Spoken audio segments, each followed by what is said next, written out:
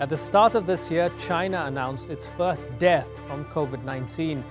Now almost 500,000 have succumbed to the disease. So how close are we to bringing it under control? I'm Imran Garta, and today on the Newsmakers, we look at the coronavirus 6 months on.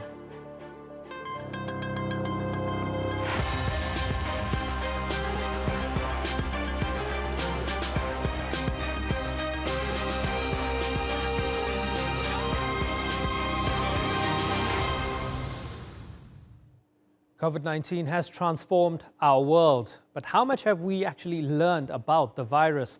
It's already killed more than 400,000 people, and experts say the true death toll is likely to be much higher. We have watched as governments have been forced to take radical action, including locking down entire cities and shutting borders despite the devastation to their economies. In some countries, the measures appear to have worked. New Zealand, for example, has declared itself virus-free. But in most other places, COVID-19 has not gone away and could even be getting worse. So, how much of a danger does the virus still pose? And 6 months down the track, are we at least better equipped to deal with it now? Well, to help answer these questions, let's go to New York, where we're joined by Dr. Benhur Lee. He's a professor of microbiology at the Icahn School of Medicine at Mount Sinai. And in Inverness, Scotland, is Andrew Easton. He's a professor of virology at the University of Warwick. Good to have you back, both back on the program. Dr. Lee, let's look at it now with the benefit of hindsight. You were worried, 3.5 months ago when I spoke to you. You said this could explode and could be really bad. Is it as bad as you thought it would be? Yes, actually, probably worse in some countries. We spoke quite a bit back in February, I remember, and we're still a lot walking around in New York. And as you can see, New York became the epicenter of the world's pandemic. It's only recently that we're allowed to reopen the economy at a slow pace. So it is much worse than expected, even in countries that have expected it. Right. Andrew Easton, at the microscopic level, do we actually understand this virus better, and therefore are we better equipped to tackle it? Well, we certainly have more information about the virus. We understand a lot of new things about the virus, but the nature of the sort of science that we're using is that leads to further and further questions. We still have a lot of gaps in our knowledge. There are some basic information gaps about the virus, some elements of the molecular details, which will come along in time. But of course, there's the associated areas to do with the disease that it causes, the type of disease, what it's doing to patients, and so on. That's still being uncovered as the number of cases go up. It's then possible to see more and more of the facets of the disease. An unfortunate consequence of the number of cases that have occurred to date. Benhur Lee, anything that's surprised you about this virus? Well, it is different. We weren't prepared for a virus that fit that little sweet spot between, not as contagious. I mean, it's as contagious as flu probably, but not as deadly as SARS, and not as obvious as Ebola, and there's clearly asymptomatic transmission going on, which can lead to this community spread, which was why it was so hard to contain. But what was surprising is there's still a lot of things that, despite the fact that we know now better about what risk factors, underlying condition places you at higher risk, why those conditions place you at higher risk, it's still being learned about. And the latest thing is that in the beginning, we thought that children were sort of, immune and not susceptible, but a small slice of the children developed this multi-inflammatory syndrome that's now being studied. And so it keeps giving us surprises, and it's hard to make generalization that any 30-year-old, for example, will or will not get that disease. We're trying to understand the underlying genetics and risk factors that people may or may not have. Professor Easton, when we look at it, country by country, why does it seem as if the rich, industrialized nations, such as the United States, such as the United Kingdom, where you both currently are, why have they done so poorly when it comes to this, if they're supposed to have a better chance at having the answers to respond to something like this? You're absolutely right. Those are embarrassing sets of data that come from these countries. The answer is there is no one answer. There are multiple answers. The science that informs us and tells us what we need to do about the virus is the knowledge behind that science is growing. So in the early stages, of course, you make the best estimates you can based on what you think might be happening, and then gather the information. I mean, the reality is that this virus spread in the community much more rapidly than was expected before it was picked up. Now, there are lots of questions about why it was not being looked for in those communities in the early stages. There's an argument about whether the testing system should have been in place much more rigorously and certainly much more early to give warning. By the time that it was appreciated, it was too late to really grasp control, because it had spread sufficiently widely in the population in areas that were not known because the testing hadn't been. So it was, you're always on the back step. You're fighting against a rising tide, and that's always a very hard thing to do. The countries that have been more successful in the main is because they either have had a very good plan in place and enacted the plan. There are examples where good plans were in place and were not enacted very efficiently. And the other is that they tested very rapidly. And of course, then there are some political decisions about the imposition of restrictions and so on. That's not really a scientific question. It's just the acceptability that any one government might find for imposing restrictions on their population to try and reduce the spread of the virus. Right.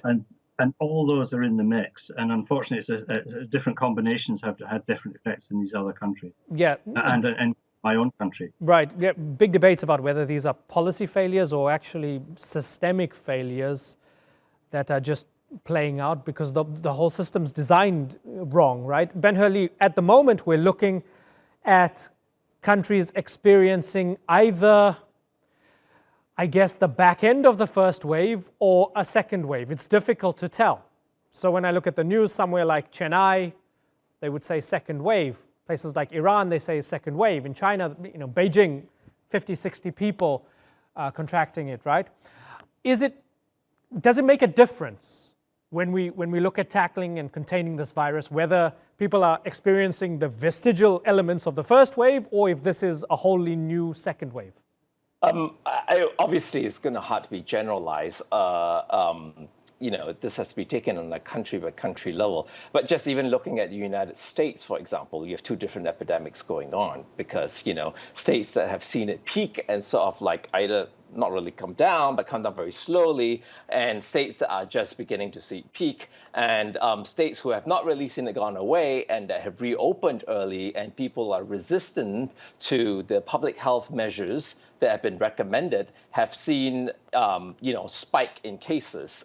We all know, I'm not sure we all know, but in places like Arizona, there's like 1,000 cases per day or more than it was at its peak. And so it has a lot to do with a cultural acceptance of restrictions that's being borne. I never used to like to, well, as a scientist, I shouldn't comment on political affairs, but this touches on all aspects of our lives, that sometimes we have to look at countries who politicians listen to scientific evidence and act proactively, and countries who don't. And we see a marked difference between that. Right. So, Andrew Easton, all things being equal, let's assume there are enough ventilators and hospital beds and hospitals are well equipped and so on and so forth.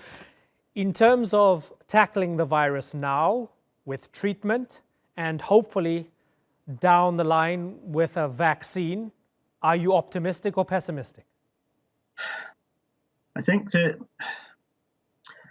the tools that we have available to treat the virus really now are essentially what we had at the beginning.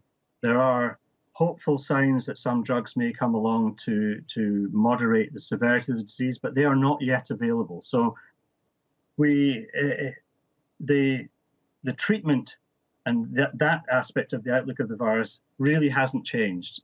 So that's not a positive outcome. That said, there are lots of efforts going on in lots of different ways to try and identify treatments and, of course, ultimately a vaccine that would be able to offer some level of control, either of the disease or of the actual infection itself. I think there's a lot of discussion about, and there has been a lot of mention about vaccines and some discussions about potential timelines. And I'm sorry to say that I think almost all of them are highly optimistic. To achieve the timelines, the short timelines that have been mentioned many times, would be absolutely unique in the extreme, because making vaccines is not easy. Right. And so we shouldn't be too optimistic about that in the short term. Right. Very finally, Professor Lee, if we assume that a vaccine won't be coming anytime soon, in the next year and a half, 2 years, 3 years, are we going to be okay? As you know, I'm always confident that science will work. Whether it can be implemented on a wider national level it's a different story. But we have moved forward. Our armamentarium, as Andrew said, is still limited. Although we're inching forward in terms of what we think we can do. We know some supportive treatments work better than others. For example, simple things like Trumbelenberg and making patients, sleep on, on their stomach and things like that, which would never have been thought as being effective, has been shown to be effective. And also to change this defensive medicine posture. I'm not saying it's the same with the NHS or not, but medicine is a very conservative field. We don't treat patients until they come in very late. So the best antiviral won't work if you treat them when patients are critically ill. So that's the mind frame, and I'm glad Andrew is nodding his head, because I think that's the kind of mindset that we have to go into. Right, changing a defensive medical mindset, really interesting, concept and prospect, and would love to talk more about that, but I've got to move on. Benhur Lee and Andrew Easton, great to have you both back on the Newsmakers. Pleasure talking to the two of you. Now, we've spoken to the professor of microbiology, we've spoken to the professor of virology. 6 months on, we're seeing several nations begin to open up as death rates fall in many places. But there are fears the virus could come back with a vengeance. If we take a look at history, the Spanish flu's second wave was far deadlier than the first. As restrictions are being eased, some countries like Iran have experienced a massive spike in infections. So, could the coronavirus hit us even harder in the months ahead? And what can we do if it does? Well, we'll discuss that in a moment. But first, Haider Abbasi has this report.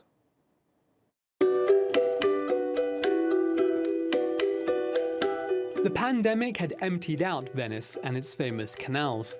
COVID-19 killed tourism here. But it's slowly coming back to life as restrictions are relaxed. Italy was once the epicenter of the coronavirus outbreak, with hundreds of people dying here each day. The country was overwhelmed. But a national lockdown has helped to contain the virus and bring down the number of deaths. And now Italy is reopening. It's a story that's repeated across Europe.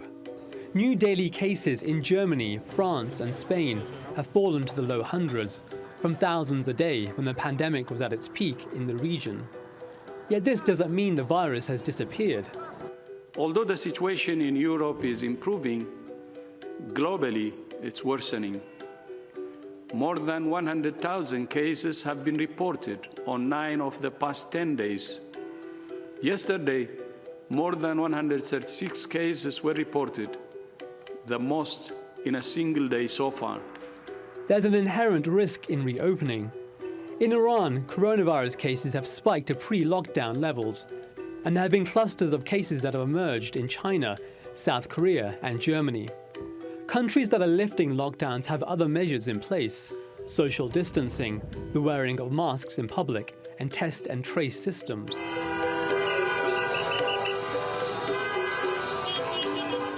There's also been pressure on governments to lift the lockdowns. businesses have gone bust, and tens of millions are out of work. The pandemic has pushed several nations into recession. One of those is the United States, which is experiencing its worst downturn since the Great Depression. But as businesses begin to reopen, it seems the American economy is slowly improving. America's economy has begun to rebound and our recovery is underway. While estimated predicted nearly 8 million jobs lost in the month of May, the actual data showed 2.5 million jobs gained, the largest one-month jobs gain in record history. A vaccine for the novel coronavirus has yet to be found. The risk of a second wave remains high. So will behavioral changes be enough to keep the virus in check? Haider Abbasi, The Newsmakers. Well, to discuss that, let's go to San Diego, where I'm joined by Republican strategist John Jordan. And Martin Fletcher is in London. He was the foreign editor of The Times and is now working as a freelance journalist and author specializing in foreign affairs and travel.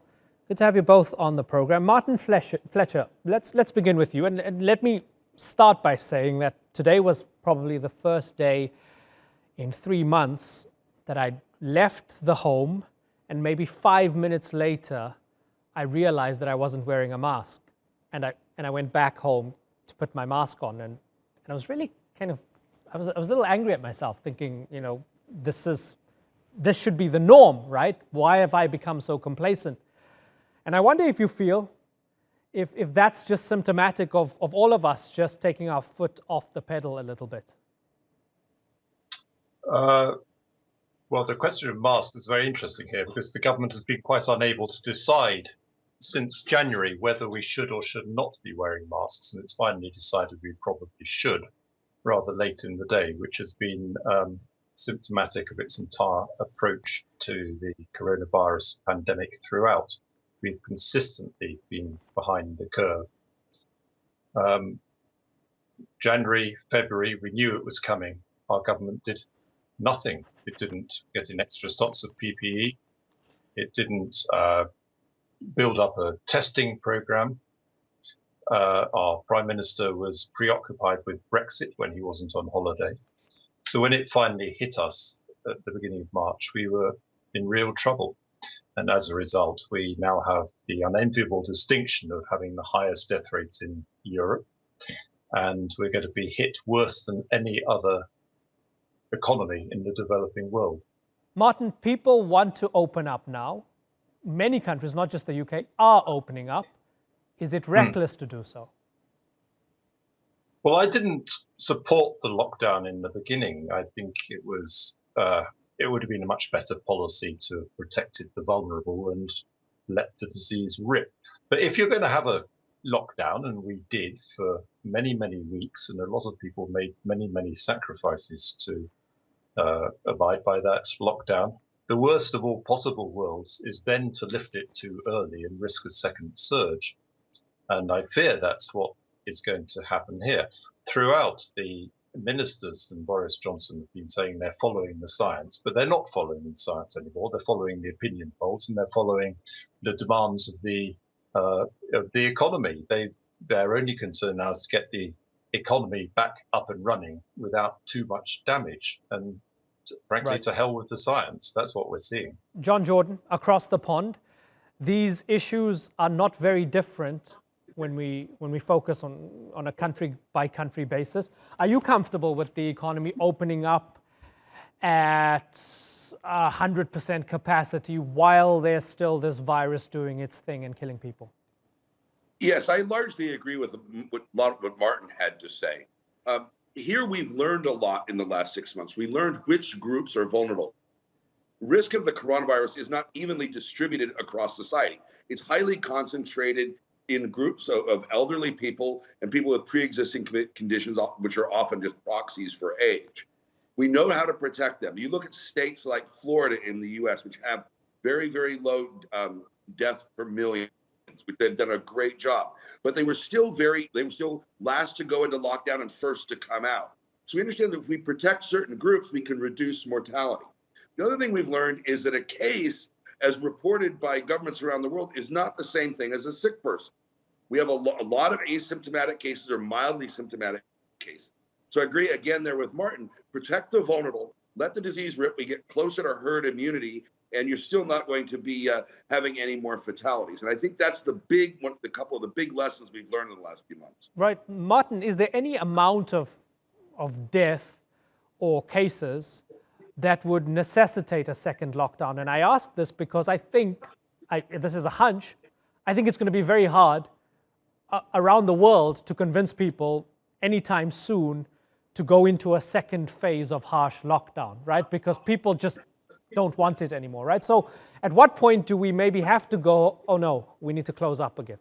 Well, 2 points here. Firstly, the lockdown is breaking down organically. People are no longer taking any notice of it. I mean, you're in London now, it's quite hard to tell there is even is a lockdown. People are meeting in gardens, in parks, because, and here's point 2, we have this rather unique situation of having had the government's senior advisor, the Prime Minister's senior advisor, Dominic Cummings, manifestly breaking the rules by taking his family out of London to Durham when his wife was infected, right, and then going on a side trip when he was there. The government has lost all credibility. So I think the point you make is well taken. I don't think this government could reimpose a second lockdown, even if it wanted to.